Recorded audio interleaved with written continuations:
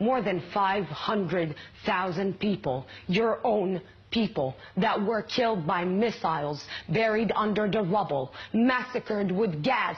They are not okay. Their blood is screaming in Arabic. وينكو يا عرب؟ وينكو يا إسلام؟ وينكو يا خوان؟